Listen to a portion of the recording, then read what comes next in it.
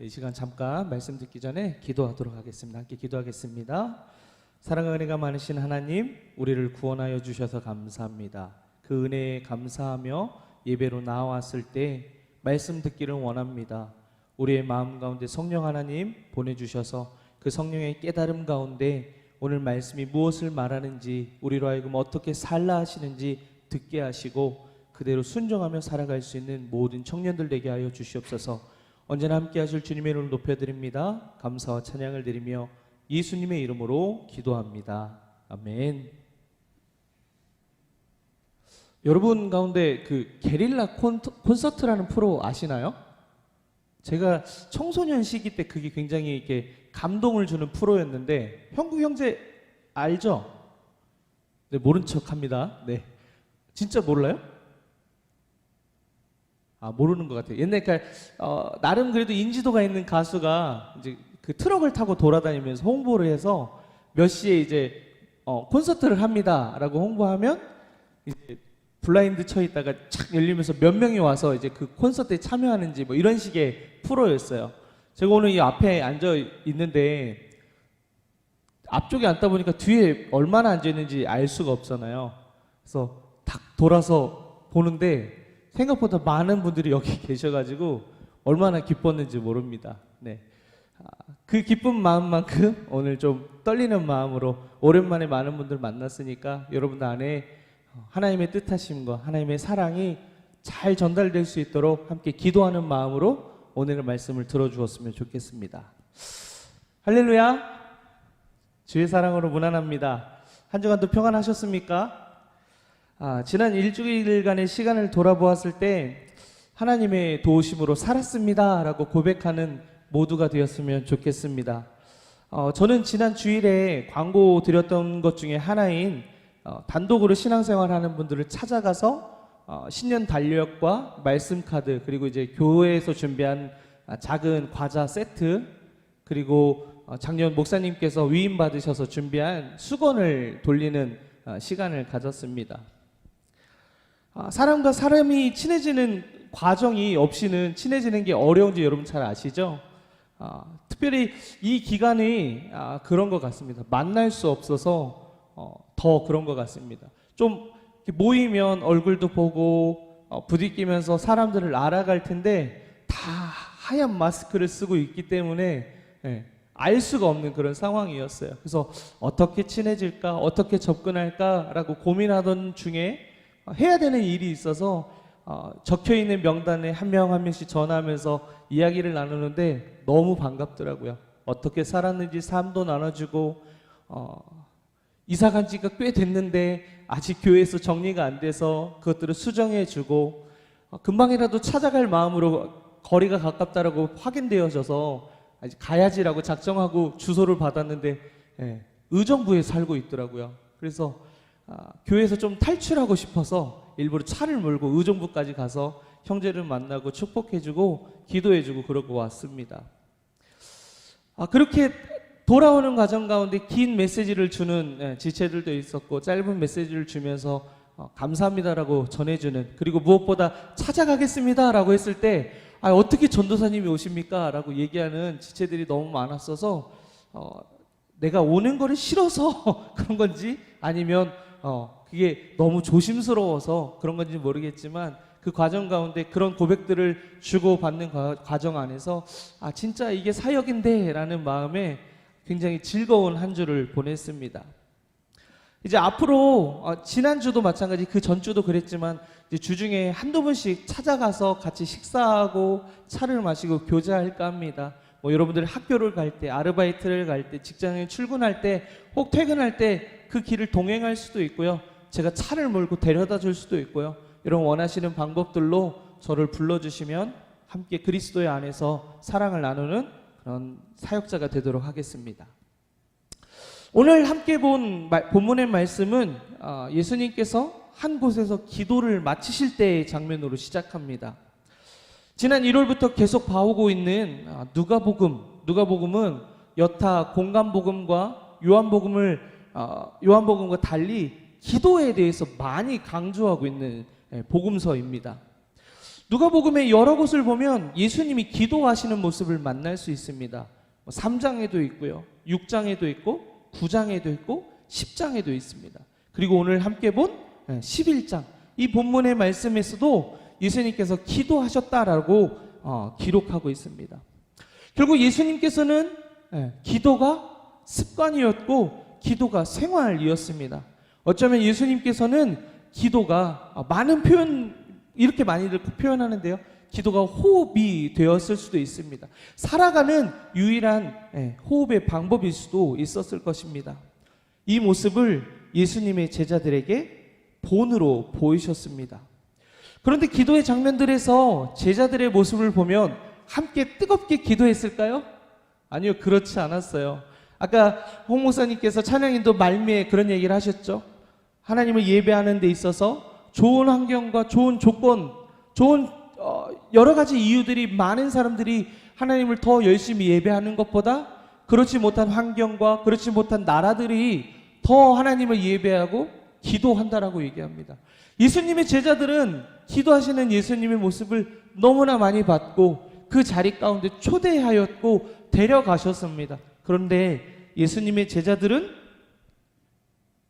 기도하지 않았습니다. 심지어 졸고 있었고, 예수님께서 특별히 주신 그 능력, 귀신을 쫓는 능력, 병 고침의 그 능력을 받았음에도 불구하고 그것들을 행하지 못하는 그런 나약한 제자들이 되었습니다. 그런 제자들을 향해서 예수님은 마가복음 9장 14절과 29절, 누가복음 같은 경우는 평행 본문으로 9장 1절에서 이 얘기를 하는데요. 뭐라고 얘기하냐면 그들은 이 능력은 기도 외에는 나아갈 수 없다라고 얘기하십니다. 기도하지 않았기 때문에 그 능력이 너희에게 주었음에도 불구하고 너희들이 행하지 못했다라고 분명히 예수님은 제자들을 꾸짖습니다. 이런 제자들이 예수님께서 기도를 마치실 때 기도를 가르쳐 달라고 말합니다. 굉장히 의외의 모습이에요. 설교를 준비하면서 많은 이제 주석들을 봅니다. 그러니까 그 본문에 대한 원어 설명이나 본문이 가지고 있는 의미를 좀 어드바이스 해줄 수 있는, 이게 성경이 너무 방대하기 때문에 많이 공부하신 분들보다 앞에 서 있는 전도사인 저가 부족할 수 있잖아요. 그래서 내가 틀린 말은 하지 않을까, 틀린 생각은 갖고 있지 않을까, 미리 생각했던 것, 정리해놨던 것들을 주석을 보면서 동화사전, 천재 사전을 보는 것처럼 거기서 내용을 확인하는데요. 대부분의 주석서에 이렇게 되어 있습니다. 뭐라고 되어 있냐면 기도에 게을렀던 제자들이 이제 기도를 가르쳐 달라고 하는 것. 예수님의 기도하시는 모습을 봐왔기 때문에 그들의 마음 가운데 기도를 하고자 하는 마음들이 생겼다라고 거기 적혀 있는 거예요. 근데 저는 이 말에 동의가 되어지지 않았습니다. 왜냐하면 앞에서 쭉 봐왔던 제자들의 모습, 그리고 십자가에 달리는 그 과정으로 나아가는 그 과정 안에서 예수님의 제자들이 보였던 행동, 그것을 보면 결코 순수하게 내가 예수님처럼 기도하고 싶은 마음으로 기도를 가르쳐 달라고 했을까? 저는 그렇지 않게 봅니다. 제자들은 어떤 사람이었습니까? 아까 말씀드렸던 것처럼 십자가의 길을 걸어가야 했고 그곳에서 죽어야 한다는 예수님의 순한 예고, 3번의 순한 예고 가운데 예수님 그렇게 하면 안 됩니다라고 얘기했습니다. 받아들이지 않았습니다. 결국 예수님께서 붙들려서 십자가에 달리신 그 장면 가운데, 그 상황 가운데 예수님의 제자들 함께 있었을까요? 아니요, 다 도망갔어요. 그런 제자들이 예수님의 기도의 모습을 보면서 기도를 가르쳐 달라고 저는 그렇게 보지 않습니다. 1절 중반에 보면 제자 중 하나가 여쭌 말이 나옵니다. 제가 읽어볼게요. 주여, 요한이 자기 제자들에게 기도를 가르친 것 같이 우리에게도 가르쳐 주옵소서. 세례 요한을 따르는 그룹들이 있었습니다. 그리고 예수님을 따르는 지금 예수 공동체가 있었습니다. 그런데 예수님은 기도를 가르쳐 주시지 않았어요. 근데 세례 요한 공동체는 그의 제자들에게 기도하는 방법들을 가르쳐 줬던 것 같아요. 상대적으로 그 유대인들 그 모습 안에서 기도하는 것이 당연히 중요하다라고 생각했고, 그것이 거룩한 모습이라고 생각했고, 반드시 그렇게 해야 된다고 생각했던 것이 유대 사회의 일반적인 생각이었어요. 그런데 내가 속한 이 공동체, 내가 메인이 되기를 원하는 이 그룹은 기도를 가르쳐주지 않는 거예요. 저 그룹은 기도를 가르쳐주고, 그러니까 우리가 주체가 되고 우리가 주인공이 되고 우리가 인기를 얻고 싶은 제자들의 야욕과 우둔한 마음은 예수님, 나에게, 우리에게도 기도를 가르쳐줘서 저 공동체가 주목받는 이유를 우리에게도 달라고 얘기하는 것처럼 저는 이해한다는 것입니다. 그렇게 많은 시간, 함께 기도할 시간에 있었던 제자들은 기도를 어떻게 하는지에 대한 관심이 다른 이들의 어떤 때문이었지 그들의 본래적인 마음 가운데 기도하고 싶은 마음이 없었다라는 것입니다. 그럼 제가 여러분에게 질문하겠습니다. 여러분, 기도하고 있습니까? 하나 더 질문하겠습니다. 여러분, 기도할 줄 아십니까? 기도하지 않아도 상관없습니다. 기도를 어떻게 할지 몰라도 상관없습니다. 왜냐하면 제자들이 어떤 의도를 가지고 질문했건 그 요청 때문에 오늘 예수님은 기도를 어떻게 해야 되는지 그 제자들을 통해서 우리에게 말씀해 주고 있기 때문입니다. 본문 2절의 전반부에 있는 그 말씀을 제가 우리말 성경으로 한번 읽어드리겠습니다. 예수께서 제자들에게 그리고 여러분에게 말씀하십니다. 너희는 이렇게 기도하라. 오늘 말씀의 제목이죠. 자, 그러면 본문을 살펴보면서 기도를 어떻게 하라고 했는지 알아보기 전에 우리 안에 교회학교 출신 손 한번 들어보실래요? 교회학교 출신. 네, 많은 분들이 지금 표시해주고 있어요. 대부분이 교회학교 출신이에요. 그러면 배운 기억이 있을지 모르겠는데 그 5손가락 기도하는 법 배운 적 있으신가요? 첫 번째 제가 가르쳐 줄게요. 지금 이제 뒤에 이제 본문 말씀을 보면서 이제 더 많은 깊이 있는 의미들을 알아가겠지만 먼저 이 5손가락을 통해서 우리가 기도를 삶에서 어떻게 해야 되는지 간단한 키워드 중심으로 알아보도록 할게요. 첫 번째는 찬양입니다. 찬양. 자, 제가 성은 형제한테 얘기하고 싶은 게 있어요. 그러면 성은 형제를 불러야겠죠? 제가 다른 분들 동의 안 할 수 있겠지만 제가 경동제일교회 청년부에서 제일 잘생겼다라고 생각하는 사람이 성은 형제예요. 네, 부끄러워하지 않네요.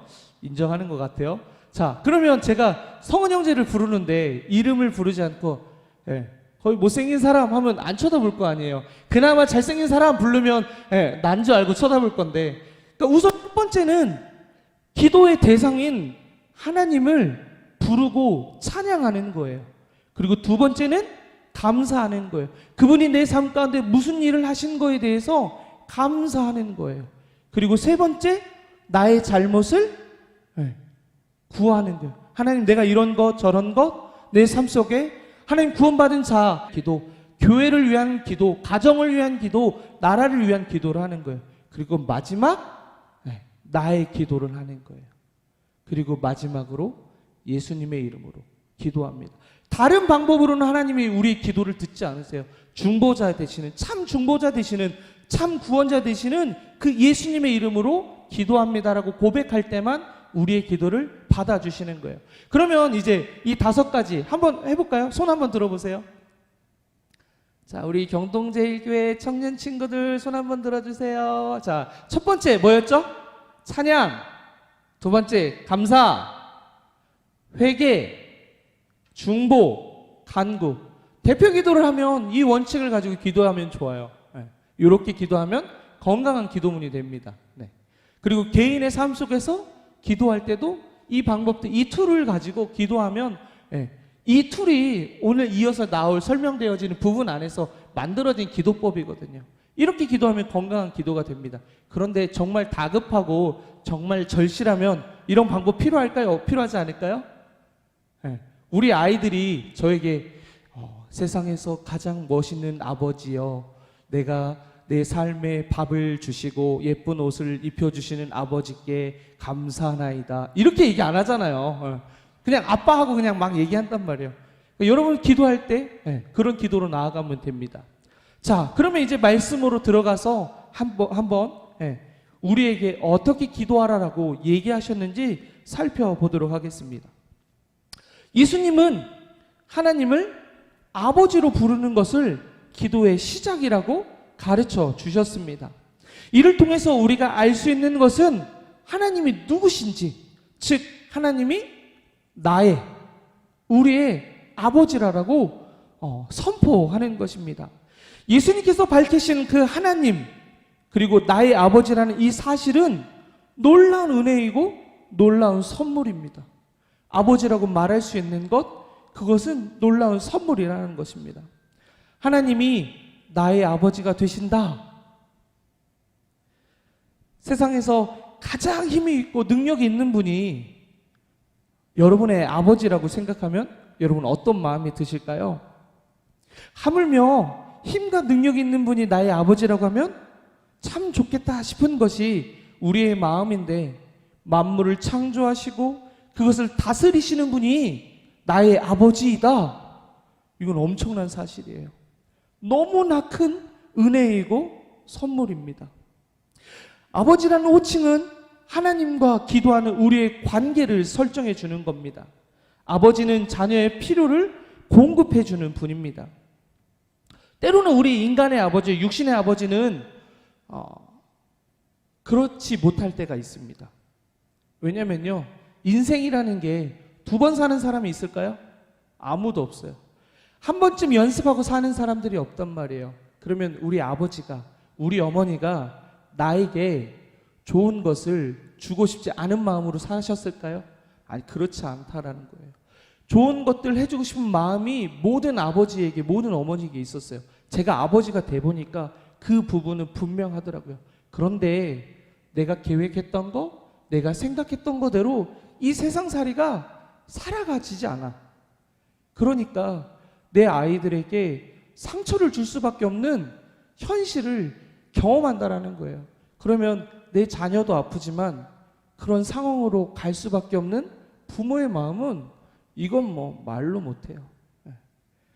여러분들 혹 엄마 아빠와 사이 가운데 불편한 감정들이 있다라고 하면 부단히 노력하면서 살아가셨을 그 부모님을 인정해 주셨으면 좋겠어요.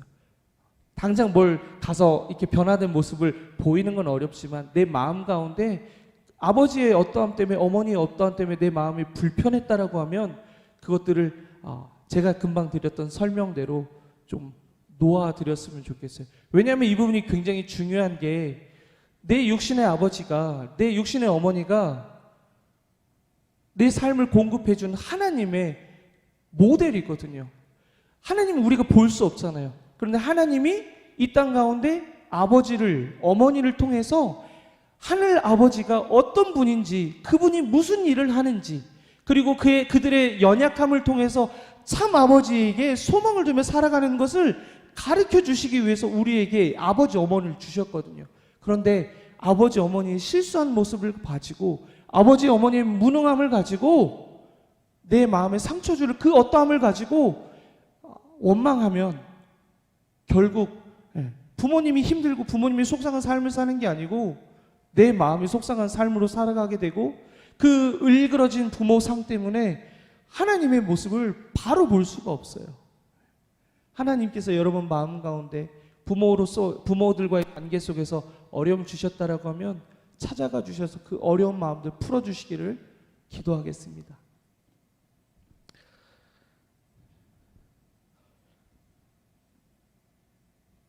우리는 하나님 아버지의 자녀입니다. 그래서 그분을 아버지라고 부르며 기도할 수 있습니다. 그건 믿는 자들만의 특권입니다. 그러면 이제 기도 시작은 아버지라고 했으니까 그러면 어떤 내용으로 기도해야 되는지를 한번 살펴보겠습니다. 그 내용은 이렇습니다. 첫째, 아버지의 이름이 거룩히 여김을 받으시도록 기도해야 합니다. 구약 성경을 보면 모든 곳에서 하나님의 이름이, 하나님의 백성이 이스라엘로부터 더럽혀졌다라고 이야기합니다. 그런 사건들이 너무나 많이 있어요. 내가 선택한 백성이고 내가 특별히 불러서 세운 민족인데 오히려 내 이름을 민망하게 하는 그런 행동들을 이스라엘 민족이 숱하게 해왔어요. 지금 한국 교회 다르지 않잖아요. 하나님의 이름을, 하나님의 영광을 가리우는 모습들로 살아가잖아요. 자녀가 잘 되면 부모가 칭찬을 받습니다. 반대로 자녀가 못하면 누가 욕먹죠? 네 아버지 뭐 하시노?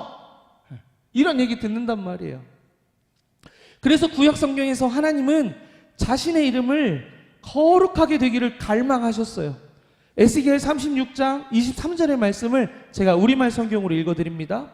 너희가 그들 가운데 더럽히고 민족들 사이에서 더럽혀진 내 위대한 이름을 내가 거룩하게 할 것이다.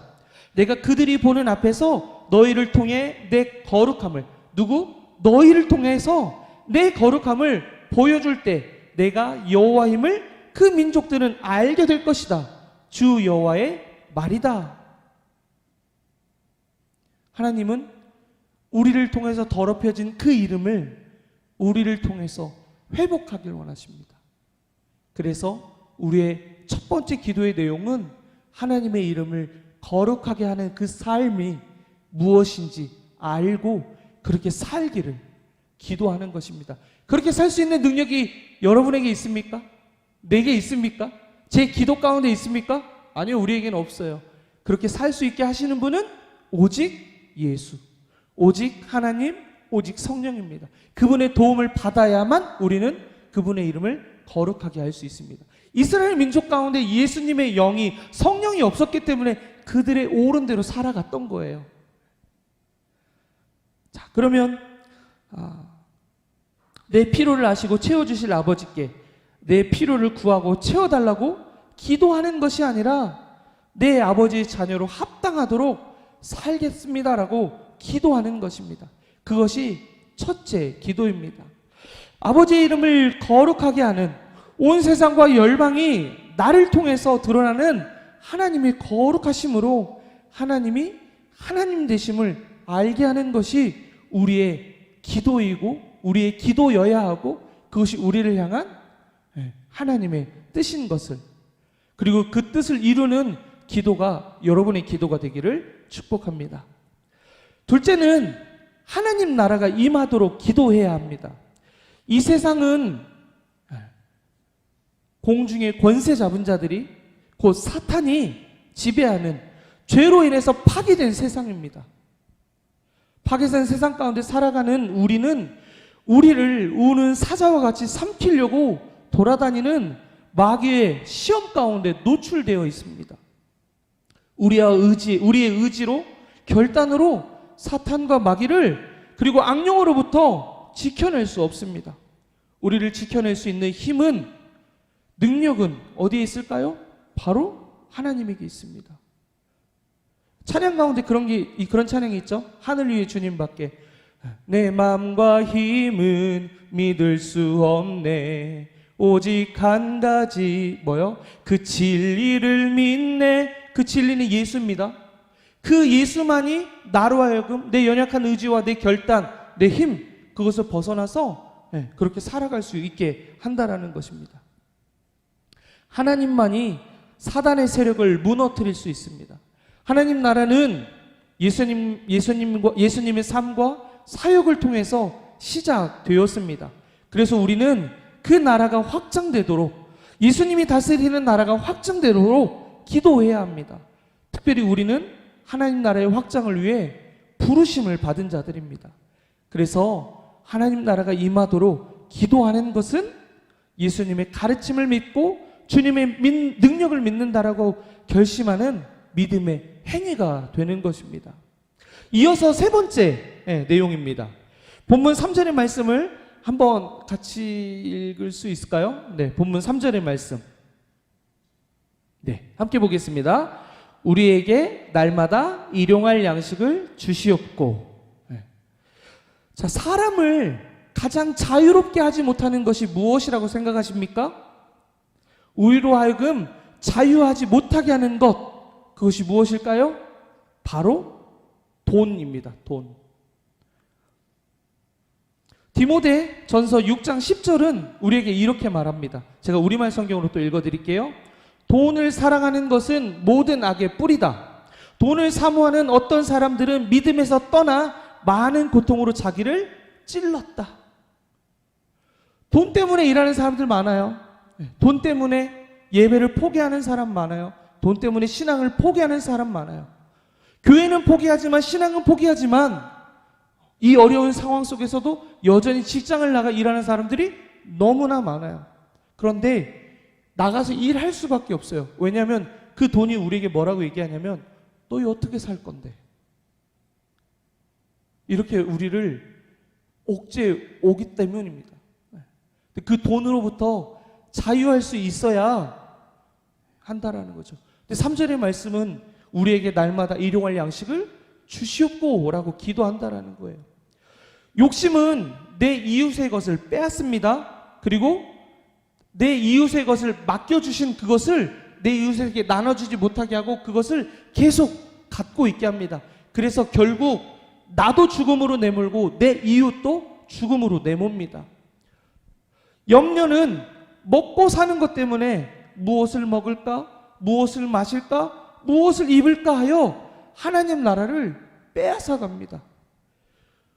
오병이어의 사건을 보십시오. 그리고 제자들을 파송했던 사건을 보십시오. 오병이어 먹을 것이 없었어요. 물고기 2개와 떡 5개만 있었습니다. 그것 가운데 5,000명이 넘는 그 많은 사람들을 먹게 했다라고 하나님이 그 성경에서 드러낸 그 사건을 통해서 하나님 나라는 어떻게 살아가는지, 하나님 나라가 무엇인지 말하고 있다라는 것입니다. 그리고 예수님께서 제사를 파송하시는 그 장면 가운데 예수님은 뭐라고 했냐면 너희들이 필요한 모든 것들을 다 챙겨가라 얘기하지 않으셨어요. 그냥 가라고 얘기하셨어요.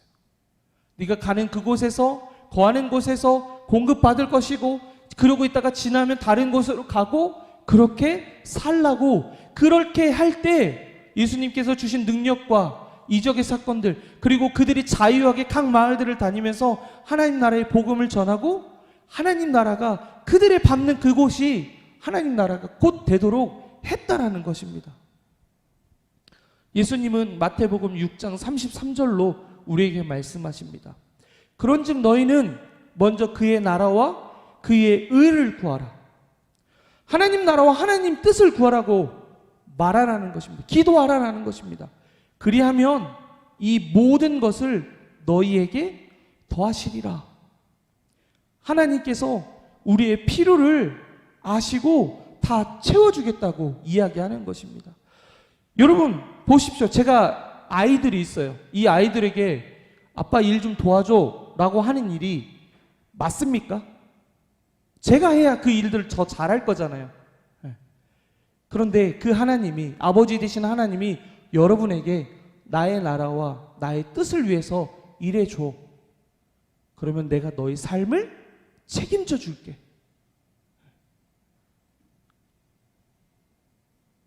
우리가 하는 무엇 때문에 하나님 나라가 흥해지는 게 더 많겠습니까? 내가 하나님 나라를 위해서 살아서 하나님을 통해서 받는 것들이 더 많겠습니까? 이거는 계산해 볼 필요가 없는 문제입니다. 하나님 나라를 위해서 살고 하나님의 뜻을 위해 살 때 우리는 놀라운 하나님 나라를 경험할 것입니다. 아직 많이 남았는데 벌써 시간이 이렇게 돼가지고 마음이 굉장히 지금 초조해졌어요. 조금만 여유를 주실 수 있나요? 동의해 주시면 빨리 마치도록 하겠습니다. 자, 그러면 돈으로부터 초월한 삶의 자유가 우리로부터 누리게 될 것입니다. 다른 어떤 은혜보다 그 은혜를 누리는 여러분들 되셨으면 좋겠습니다. 돈 때문에 무엇을 선택하고 돈에 끌려가는 삶이 아니라 하나님께서 채워주시는 그 삶으로 살아가는 여러분들 되셨으면 좋겠습니다. 저는 개인적으로 너무나 가난한 삶을 살았기 때문에 부모님이 공급해 줄 수 없으셨어요. 그래서 누군가가 도와줘야만 살 수 있었어요. 그렇기 때문에 이 부분에 있어서 정말 하나님께서 제게 주신 놀라운 은혜들이 있어요. 오늘 예배 준비하는 가운데 저 앞에 서 있는데 지원 자매가 제 그 아이패드 펜슬을 보고 되게 막 좋네요 막 이랬단 말이에요. 이거 제 돈 주고 안 샀어요. 상상할 수 없는 방법으로 채워짐이 있었어요. 간단히 얘기할게요. 전에 사역하던 교회에 저랑 같은 이름을 갖고 계신 집사님이 계셨어요. 그 집사님이 아내가 건강이 안 좋다는 기도 제목을 써서 헌금을 한 거예요. 근데 담임 목사님께서 제 아내가 아픈 줄 알고 걱정을 해주시고 장로님을 통해서 부탁하셔서 본인이 보태주시고, 장로님께서 보태주신 돈을 저에게 주신 거예요. 그래서 사모님은 괜찮냐 사모님은 괜찮냐 물으시는데 제가 대답했어요. 혹시 목사님 교회에 저랑 같은 이름을 갖고 계신 분이 계신가요? 제가 여러 번 아내가 괜찮다고 얘기했거든요. 그런데 목사님이 그렇네요. 저랑 같은 이름이 있는 그분이 아파서 기도 제목을 냈는데 제가 착각했어요. 근데 그 돈을 저한테 달라고 할 수 있을까요 없을까요? 없잖아요. 근데 그때 마침 제가 노트북이 망가져서 고민을 엄청 하고 있었던 시기였거든요. 근데 제 수중에 있는 돈으로는 살 수 없어요. 근데 그런 고민을 하고 있는 시기를 한 달이란 시기를 보내고 있었는데 제가 상상할 수 없는 방법으로 저는 아이패드 프로 3세대, 애플 펜슬 2세대를 소유한 기적의 사람이 되었습니다. 동의하지 않는군요. 이런 은혜들이 우리에게 얼마든지 있을 수 있다는 것을 여러분들 알고, 오병이어의 사건 가운데 그 먹을 것을 상상할 수 없었던 그 사람들이 제가 경험했던 그 마음과 같았을 거예요. 하나님 나라 이런 거구나. 이 땅의 방식으로 살아가는 것이 아니라, 이 세상을 지배하는 공중 권세에 끌려가는 삶이 아니라 하나님의 통치 가운데 살아가는 하나님의 나라는, 하나님의 생명 방식은 이 세상과 다르구나. 이것을 경험하는 사람만이 그 은혜를, 그 나라를 누릴 수 있다라는 것입니다. 네 번째는 4절의 말씀입니다. 죄의 용서를 위한 기도를 해야 합니다. 믿는 사람들은 가장 먼저 무엇을 고백해야 되는지 아십니까? 자기가 죄인인 것을 고백해야 됩니다. 다른 이의 어떠함을 지적하고 나열하는 것이 아니라, 저 사람 왜 저래? 왜 저런 거야? 라고 나열하는 것이 아니라, 내가 죄인입니다. 세상 그 누구보다 내가 죄인입니다. 라고 고백하는 것입니다. 그럴 때 어떤 마음이 생기냐면, 죄 용서에 대한 간절함이 생기는 겁니다. 하나님 나 좀 용서해 주세요. 나 좀 구원해 주세요. 나 좀 이 죄로부터 건져내 주세요라는 고백이 생기는 겁니다. 내가 죄인이다라고 고백하지 않는 사람은 결코 구원의 은혜를 경험할 수 없습니다. 아담과 아와가 선악을 알게 하는 나무 열매를 따먹었어요. 그 사건을 통해서 첫 번째 그들에게 나타나는 모습이 무엇인지 아시나요? 내가 벗었고 너가 벗은 것을 알게 되었어요. 결국 죄의 가장 첫 번째 되는 모습은 뭐냐면 판단하는 거예요. 근데 가장 오차가 없이 가장 공의롭게 정의롭게 우리를 심판하실 수 있는 분 누구죠? 내가 아니라는 거예요. 너도 아니라는 거예요. 예수 그리스도. 하나님 앞에서 우리가 죄 없음을 증명해 줄 수 있고 변호해 줄 수 있는 그분밖에 없다라는 거예요. 그래서 우리 안에 먼저 죄인입니다, 죄를 용서하여 주시옵소서라고 기도하는 죄의 시인을 우리 안에서 먼저 해야 된다는 거예요. 그럴 때 간절함으로 주님 용서해 주십시오, 주님의 구원이 필요합니다, 고백하게 된다는 겁니다. 그 죄의 용서를 경험한 사람이 다른 사람을, 판단하고 정죄했던 그 사람이 그 구원의 사건을 경험하면서, 죄의 사함의 사건을 경험하면서 다른 사람을 용서하게 되고, 다른 사람을 이해하게 되고, 다른 사람의 삶을 축복하게 된다라는 거예요. 그래서 네 번째로 우리로 하여금 죄의 용서를, 나의 죄를 용서해 주시고 타인의 죄를 용서해 달라는 기도를 하라라고 우리에게 말씀하시는 것입니다. 내가 무너지고 우리가 무너지면 누가 기뻐할까요? 여러분 앞에 서 있는 말씀을 전하는 제가 무너졌어요. 어떤 굉장히 이슈가 될 만한 나쁜 행동으로 제가 무너졌어요. 그러면 여러분들 영향 받을 수 있겠죠? 그래서 여러분들이 무너졌어요. 여러분들이 와해됐어요. 그것을 가장 기뻐하실 분이 누굴까요? 하나님? 담임 목사님? 우리? 아니잖아요. 우리 안에 우리를 깨뜨리고 우리를 무너뜨리고 우리를 와해시키는 건 계속 말씀드렸던 것처럼 영적인 전쟁이에요. 사단과 마귀가 우리를 무너뜨리려고 하는 거예요. 그래서 마지막 기도 제목은 이겁니다. 시험에 들지 않게 해달라고 기도하는 것입니다. 앞에서 지속적으로 말씀드렸던 것처럼 마귀는 우리를 삼키기 위해서 우는 사자와 같이 돌아다닙니다. 나는 강합니다. 나는 결코 시험에 넘어지지 않습니다. 내게 어떤 유혹과 시련이 와도 나는 이겨낼 수 있습니다 라고 고백하는 기독교인들이 많아요. 의외로 많아요. 그런데 그들에게 하나님은 잠언 16장 18절의 말씀으로 말합니다. 교만은 패망의 선봉이요 거만한 마음은 넘어짐의 앞잡이다.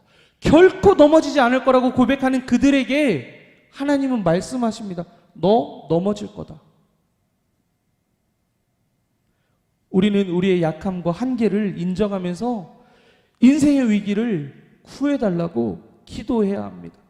시험에 걸려 넘어지지 않도록, 유혹에 빠져 넘어지지 않도록 하나님께 도우심을 구해야 합니다. 그럴 때 우리는 가장 안전합니다. 기도는 내 삶의 문제는, 내 전 삶은 하나님만이 책임지시며 해결할 수 있다라는 믿음으로 하는 믿음의 고백입니다. 하나님께 기도하시기 바랍니다. 주님께서 너희는 이렇게 기도하라 가르쳐 주신 대로 기도하시기 바랍니다. 기도를 가르쳐 주신 주님은 본문 5절에서 10절 말씀을 통해서 간청하는 친구의 비유로 얘기합니다. 그 본문을 통해서 핵심적으로 얘기하는 건 친구이기 때문에 떡을 준 것이 아니라 도저히 잠을 잘 수 없을 만큼 계속적으로 문을 두르면서 야, 떡 좀 줘, 떡 좀 줘 라고 부르짖었던 그 간청한 마음 때문에 문을 열어줘서 떡을 줬다라는 것입니다.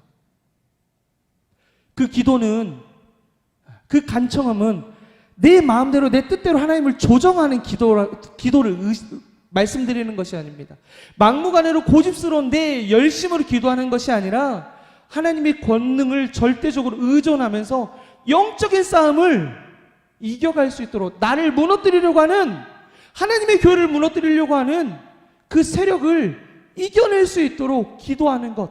아까 예수님 얘기하셨죠. 너희는 그의 나라와 그의 의를 구하라. 그것을 위해서 기도할 때 하나님께서 여러분의 모든 것들을 다 아시고 채워 주십니다. 요즘 우리 아이들이 저한테 가장 많이 하는 얘기가 있어요. 아빠, 오늘은 놀아줄 거야?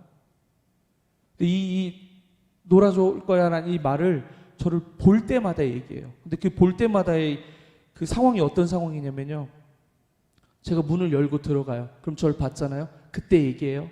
옷을 벗었어요. 저를 봤어요. 그때 얘기해요. 씻으러 화장실을 가요. 그때 봤어요. 놀아줄 거야? 그리고 씻고 있어요. 아빠 놀아줄 거야? 그리고 씻고 나와서 옷을 입는데 놀아줄 거야? 밥을 먹으려고 앉았어요. 한 입 먹었는데 보더니 놀아줄 거야? 온통 저로 하여금 놀아줄 거야, 놀아줄 거야를 외치며 다녀요, 이 아이들이. 왜냐면 전임 사역 시작하기 전까지는 놀아줄 만한 여건들이 너무 많았거든요. 근데 지금 가장 아이들에게 해줄 수 없는 게 놀아주는 거거든요. 그 아이의 간절함은 정말 저를 볼 때마다 얘기해요. 놀아줄 거야, 놀아줄 거야. 그럼 제 마음 가운데 너무나 아픈 마음이 생겨요. 놀아주지 못하는 것 때문에 나의 유한함이 여기 있구나라고 느끼게 되는 거예요. 그런데 너무나 감사하는 건 그 아이가 간절히 매 순간순간 나랑 놀아달라고 하는 그 말 때문에 제 마음 가운데 어떤 마음이 생기냐면 얘가 나를 사랑하는구나. 얘가 나를 정말로 좋아하는구나. 나하고 정말 놀고 싶구나 라는 그 마음이 느껴진다는 거예요. 하나님 앞에 기도할 때 하나님 놀아주세요. 하나님 놀아주세요. 하나님 놀아주세요. 하나님 놀아주세요. 그렇게 애타게 외치는 그 아이의 말처럼 여러분 하나님 앞에 끊임없이 기도하는 여러분들 되셨으면 좋겠습니다. 본문 9절과 10절의 말씀을 함께 읽으면서 오늘의 말씀을 좀 마치려고 합니다. 우리 함께 9절과 10절의 말씀을 읽어볼게요. 함께 봅니다. 내가 또 너희에게 이르노니 구하라 그러면 너희에게 주실 것이요 찾으라 그러면 찾아낼 것이요 문을 두드리라 그러면 너희에게 열릴 것이니 구하는 이마다 받을 것이요 찾는 이마다 찾아낼 것이요 두드리는 이에게는 열릴 것이니라. 두드리고 구하고 찾는 이에게 그 간절함은 채워집니다. 그런데 육적인 아버지, 할 수 있는 것들이 제한된 그 아버지도 하물며 나쁜 도둑질을 하며 사는 그 아버지도 그 자식을 위해서 도둑질을 하잖아요. 그 아버지도 하물며 그렇게 살아가는데 하늘 아버지께서 여러분의 그 애타게 찾는 그 기도와 그 마음 가운데 어떻게 응답하실까요? 하나님은 우리에게 가장 좋은 것으로 주실 것입니다. 그리고 가장 좋은 것, 성령. 우리로 하여금 바른 기도를 하게 하고 바른 신앙인으로 살아갈 수 있게끔 우리로 기도할 수 있고 살아갈 수 있도록 도와주시는 성령님을 주신다라고 오늘 말씀은 이야기하셨습니다. 예수님이 여러분에게 말씀하십니다. 너희는 이렇게 기도하라. 그렇게 기도하며 한 주간 사시다가 승리하는 모습으로 만났으면 좋겠습니다.